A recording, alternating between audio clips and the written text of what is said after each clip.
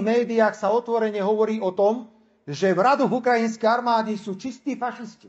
Zoberte si pluk z Azova, ktorý je preukázateľne fašistický pluk.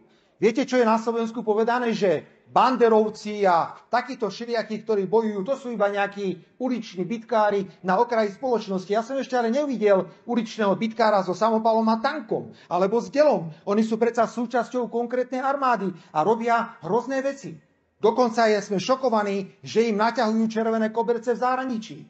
Kto nemo a účelovo podporuje takéto javy v roku 2023, ide proti odkazu Slovenského národného povstania. My musíme klásť hrádze fašizmu a nacizmu vo všetkých podobách a vyzývam najvyšších ústavných činiteľov, aby takéto prejavy, používanie fašistických znakov a symbolov jasne odsudzovali, pretože oni sú len ticho. Sú ticho, lebo si myslia,